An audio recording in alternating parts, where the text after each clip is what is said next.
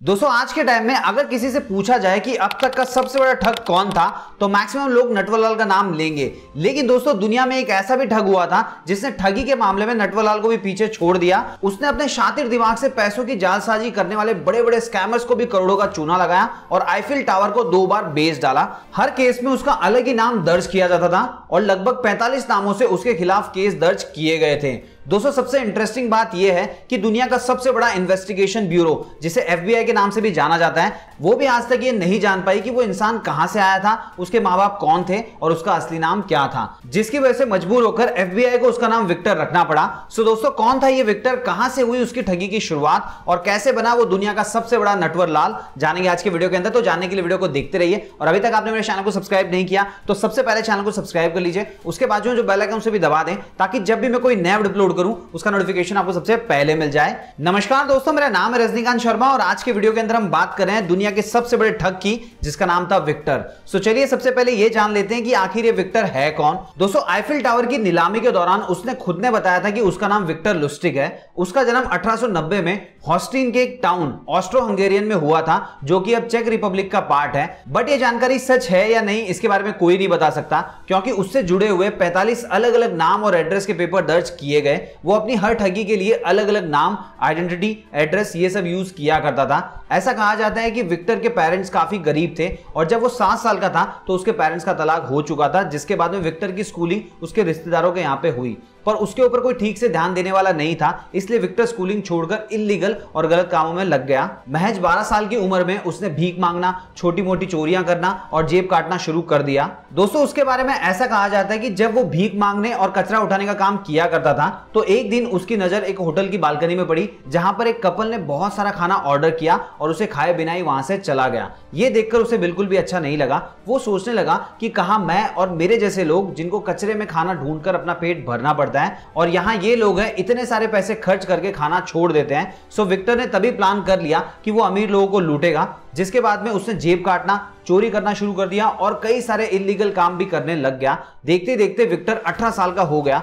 दोस्तों भले ही वो स्कूलिंग पर ध्यान नहीं देता था लेकिन फिर भी उसने अपने कामों के साथ साथ अपनी पढ़ाई जारी रखी क्योंकि उसे ये पता था कि अगर उसे कोई बड़ा स्कैम करना है तो उसे पढ़ाई की बहुत ज्यादा जरूरत पड़ने वाली है। वो हमेशा कार्ड की ट्रिक वाली बुक पढ़ता था और उन ट्रिक का इस्तेमाल लोगों को ठगने के लिए करता। चोरियों की वजह से जेल में जाना उसके लिए एक आम बात बन चुकी थी। वो जब भी पकड़ा जाता जेल में वो अपनी बुक की मदद से कार्ड्स की स्किल को और ज्यादा इंप्रूव करता, फिर जेल के बाहर आकर हाथ की सफाई शुरू कर देता। उसने बुदापेस्ट, प्राग, जूरिच ऐसे और भी कई सारे शहरों में कई छोटी मोटी चोरियां की और इन सभी शहरों के जेल में सजा काटी। लेकिन इतना सब कुछ करने के बाद भी वो ज्यादा पैसे कमा नहीं पा रहा था तो उसने यूरोप छोड़कर अमेरिका जाने का मन बना लिया ताकि वो ज्यादा पैसे कमा सके। विक्टर को 5 लैंग्वेजेस आती थी, साथ ही साथ उसको यह भी पता था कि लोगों के साथ बहुत ही आसानी से घुल मिल कैसे जाया जाता है। वो एक शिप में बैठकर अमेरिका की ओर चल दिया। यहां से उसकी जिंदगी पूरी तरीके से बदलने वाली थी। उसने अमेरिका और फ्रांस सहित कई सारे देशों में बहुत से छोटे बड़े स्कैम किए, जिसमें से उसके कुछ स्कैम काफी ज्यादा पॉपुलर है। जैसे कि जब वो शिप से अमेरिका की तरफ आ रहा था तो उसने देखा कि शिप में सारे हाई क्लास लोग हैं, सो उसने उनको लूटने का प्लान बनाया। सबसे पहले अपनी स्किल का यूज करके लोगों से बहुत ही जल्दी घुल मिल गया और अपने आप को as a music composer introduce किया। उसके बात करने के हाव भाव से सभी को यकीन हो गया कि वो सच बोल रहा है, जिसके बाद में उसने अपने अपकमिंग प्रोजेक्ट के लिए लोगों से फंडिंग भी कलेक्ट कर ली और रफू चक्कर हो गया। दोस्तों मैं आपको बता दूं वो अक्सर शिप में ट्रैवल करने वाले लोगों को इसी तरह ठगता था। 1918 से उसने न्यूयॉर्क में एक नया स्कैम शुरू किया जिसके लिए उसने कारपेंटर से लकड़ी का बॉक्स बनवाया और उसका नाम रखा रोमानियन बॉक्स, जिसमें रेडियम की रील लगी थी। वो ये दावा करता था कि अगर कोई भी इस बॉक्स के अंदर एक नोट डालेगा और नोट के साइज का एक प्लेन पेपर डालेगा तो जो भी नोट डाला है उतने ही अमाउंट का एक नोट बनकर बाहर आ जाएगा, यानी $1 डालो और $2 पाओ, वो भी असली। अब उसने इस स्कैम को कैसे अंजाम दिया चलिए ये भी मैं आपको बता देता हूं। देखिए उसने बॉक्स में कुछ डॉलर्स पहले से ही डाल रखे थे और जब सादा पेपर और नोट उसमें आता था तो पेपर बॉक्स में ही रह जाता और उसकी जगह पे रियल नोट बाहर आ जाता, जिससे ऐसा लगता कि उस पेपर का नोट बन गया है। विक्टर अपना ये स्कैम बड़ी ही चालाकी से कर रहा था। कई बार तो वो कसिनो में जाता और लोगों से घुल मिल जाने के बाद में कहता कि उसका बहुत बड़ा बिजनेस है जिसमें वो फ्री में पैसे डबल करता है और अपने बिजनेस के बारे में ऐसी ऐसी बातें बोलता जिससे लोग उसके बिजनेस के बारे में जानने के लिए और भी ज्यादा एक्साइटेड हो जाते। उसके बाद में वो ऐसा रिएक्ट करता जैसे कि उसे उनको अपने बिजनेस के बारे में बताने में कोई भी इंटरेस्ट नहीं है। उसके बाद में वो सभी को अपने होटल में बुलाता और वहां पे अपना बॉक्स दिखाता और कहता कि ये जो मशीन है इसके अंदर प्लेन पेपर डालोगे तो डॉलर बन के बाहर निकलेगा। और लोगों को उसकी बात फेक ना लगे इसलिए वो कहता कि ये जो मशीन है डॉलर बनाने के लिए 6 घंटे का टाइम लेती है और 6 घंटों तक वो उनसे बात किया करता था।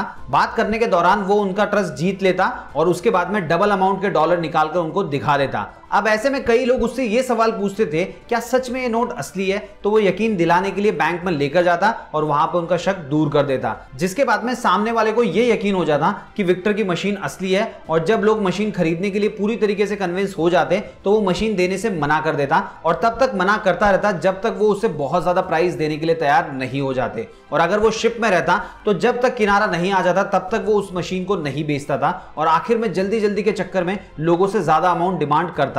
इस मशीन के लिए वो लोगों से $1000 से लेकर $30,000 तक लेता था, जबकि रियल में उस मामूली से बॉक्स की कीमत होती थी $2 के आसपास। अब दोस्तों उसका स्कैम काफी दिनों तक चला क्योंकि इसके पीछे 2 रीजन थे। सबसे पहला कि वो हर शहर में अपनी अलग आइडेंटिटी बताता और मशीन बेचने के बाद वहां से हमेशा के लिए गायब हो जाता। और दूसरा कारण यह है कि नोट छापने की मशीन खरीदना अपने आप में एक बहुत बड़ा क्राइम है, सो अगर कोई भी पुलिस से उसकी कंप्लेन करता तो वो खुद ही फंस सकता था। लेकिन एक बार की बात है, टेक्सास में रहने वाले शेरिफ को पता चल गया कि मशीन काम नहीं कर रही है, तो उसने विक्टर का पीछा किया और उसको पकड़ लिया। तो विक्टर ने शेरिफ को $1000 दिए और कहा कि मशीन को कल एक बार फिर से ट्राई करो, हो सकता है अभी कुछ प्रॉब्लम हो रही हो, और ये कहकर उसको कन्विंस कर लिया और वहां से रफू चक्कर हो गया। उसके बाद में जब शेरिफ ने $1000 का यूज करना चाहा तो उसको पता चला कि वो सारे के सारे नकली थे, जिसके बाद में शेरिफ को बहुत ज्यादा गुस्सा आया और वो विक्टर को ढूंढने लग गया। आखिरकार एक दिन विक्टर उसके हाथ लग गया, जिसके बाद में विक्टर बहाना बनाने लगा कि मशीन सही से चल रही है लेकिन उसे अच्छे से ऑपरेट करना नहीं आता, इसलिए डॉलर बाहर नहीं निकल रहा है। तो उसने मशीन को चलाने का सही तरीका बताया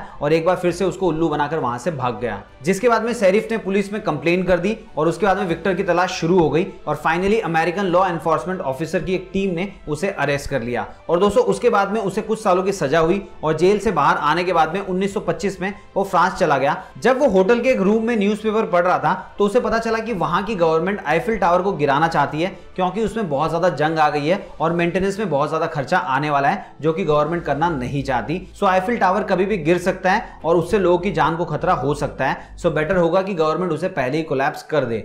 दोस्तों यहाँ पे मैं आपको एक चीज बताना चाहूंगा, आईफिल टावर को शुरुआत में सिर्फ 20 सालों के लिए बनाया गया था, लेकिन देखते ही देखते वो पेरिस की एक पहचान बन गया, जिसके बाद में इसे कभी भी गिराया नहीं गया। सो दोस्तों खबर पढ़कर विक्टर के दिमाग में स्कैम का एक आइडिया आया और वो आइडिया था आईफिल टावर को बेचने का। सो उसने सबसे पहले एक महंगे से होटल में रूम बुक किया। उसके बाद में पेरिस के जितने भी बड़े स्क्रैप डीलर्स थे उन सबको नकली सरकारी लेटर बनाकर भेजा, जिसे देखकर कोई भी समझता कि पेरिस गवर्नमेंट ने आईफिल टावर की बोली लगाने के लिए इन्विटेशन भेजा है। और जब डीलर्स उसके पास पहुंचे तो उसने ये बताया कि वो फ्रांस गवर्नमेंट का एजेंट है और उसके थ्रू गवर्नमेंट आईफिल टावर की बोली लगाने वाली है। आईफिल टावर में 7000 टन से भी ज्यादा का हाई ग्रेड स्टील और आयरन का यूज किया गया है। सो जो भी हाईएस्ट बोली लगाएगा उससे आईफिल टावर बेच दिया जाएगा। दोस्तों बोली लग जाने के बाद में एक एंड्रे पॉइसन नाम के स्क्रैप डीलर ने उसे फोन किया, जो कि पेरिस में नया आया था और उसे एक बड़ी डील की तलाश थी। सो पॉइसन ने विक्टर को फोन करके पूछा कि आईफिल टावर की डील क्या उसे मिल सकती है। तो विक्टर ने कहा जरूर मिल सकती है, पर मेरी सैलरी थोड़ी सी कम है, अगर आप पैसे का इंतजाम कर देते हैं तो मैं ये काम आपके लिए कर सकता हूं।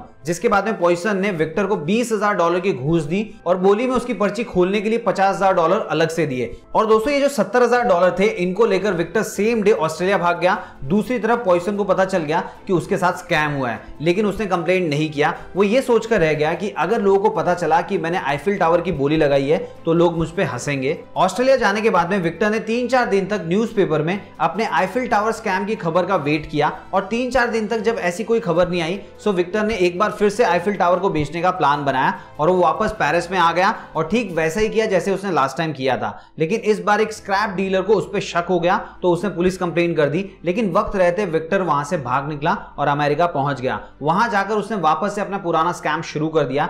लेकिन दोस्तों उसने ऑलरेडी बहुत सारे पुलिस वालों को और साथ ही साथ में बड़े बड़े बिजनेसमैन को रोमानियन बॉक्स बेचकर फंसाया था, इसलिए वो वांटेड बन चुका था। सो ऐसे में उसे लगने लगा कि किसी ना किसी दिन वो पकड़ा ही जाएगा। सो अगर ऐसे में किसी बड़े गैंगस्टर का हाथ उसके ऊपर आ जाए तो वो बच सकता है। तो उसको पता चला कि शिकागो का एक मशहूर गैंगस्टर है जिसका नाम है अल कपोने। दोस्तों वो गैंगस्टर के पास गया और उससे कहा कि मुझे $50,000 लोन दे दो, उससे मैं एक स्कैम करूंगा और उस स्कैम से 2 महीने के अंदर आपके पैसे डबल करके आपको लौटा दूंगा। ऐसे में अल कपोने ने उसे पैसे दे दिए क्योंकि उसे पता था कि उससे चीट करने का मतलब है मौत को बुलावा देना। सो 2 महीने तक विक्टर ने पैसे अपने पास रखे और उसके बाद में अल कपोने के पास गया और कहने लगा कि मैं जो स्कैम करने वाला था वो सक्सेसफुल नहीं हो पाया, इसलिए मैं आपके पैसे वापस लौटाने आया हूं।